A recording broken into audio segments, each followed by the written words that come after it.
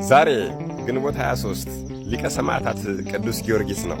ጸሎቱና በረከቱ እንደዚሁም ልመናውና ቃል ኪዳኑ ከሁላችን የክርስቲያን ልጆች ጋር ይሁንና በአምላኩ በእግዚአብሔር አጋዥነት ድንቅ ተአምራትን የሚያደርግ ኃያል መስተጋድል ገባሬ መንከራት ኮከበ ክብር ኮከበ ፋርስ ፀሐየ ጽድቅ ፀሐየ ልዳ ሊቀ ሰማዕታት ማር ቅዱስ ጊዮርጊስ ያደረገው ተአምር ይህ ነው። ከዕለታት አንድ ቀን መረቡን በባህር ላይ በጣለ ጊዜ እጅግ በጣም ብዙ ዓሣ የተያዘለት አንድ ዓሣ አስጋሪ ነበር። በአጋጣሚ ብዙ ዓሣ ተይዞለታል። ከዓሣውን ብዛት የተነሳ መረቡን መጎተትና ማውጣት በተሳነው ጊዜ እጅግ በጣም የሚወደውንና የሚያከብረውን ሰማዕት ቅዱስ መርምህናምን እባክህን ቅዱስ መርምህናም ወይ እባክህን እርዳኝ ብሎ ጮኸ። በዚህም ጊዜ ለዚህ ዓሣ አስጋሪ ቅዱስ ጊዮርጊስ ሊቀ ሰማዕታትና ቅዱስ መርምህናም በፈረሶቻቸው ሆነው ተገለጹለት። ሊቀ ሰማዕታት ቅዱስ ጊዮርጊስም ወዳጁን መርምህናምን ቶሎ ብለህ መረቡን አውጣለት እንጂ አለው።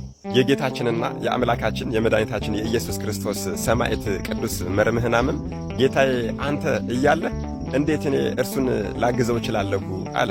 ሊቀ ሰማዕታት ቅዱስ ጊዮርጊስም አይ የእኔን ስም ሳይሆን የአንተን ስም ነው እኮ የጠራው፣ የአንተን ስም ነው የተማጸነ አለው።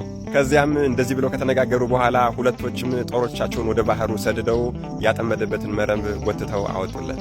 ወንድሞቼ እናስተውል። የተወደደ ሊቀ ሰማዕታት ማር ቅዱስ ጊዮርጊስ እንኳን የእርሱ ስም ተጠርቶ ቀርቶ የወዳጆቹ የሰማዕታት ስም ሲጠራም እንኳን ፈጥኖ ይደርሳል። ምክንያቱም እርሱ ሊቀ ሰማዕታት የሰማዕታት ሁሉ አለቃ ነውና። ታላቁ ሰማዕት ቅዱስ መርምህናም እንኳን ጌታዬ ብሎ ያከበረው ይሄ ሊቀ ሰማዕታት ቅዱስ ጊዮርጊስን እኛ ልጆቹ ተራዳኢነቱንና ኃያልነቱን ልናስተውል ይገባል። የሊቀ ሰማዕታት ቅዱስ ጊዮርጊስና የቅዱስ መርምህናም ረድኤት፣ በረከት፣ ምልጃ፣ ጥበቃ፣ ቃል ኪዳን አይለየን። አሜን። ይቆየን።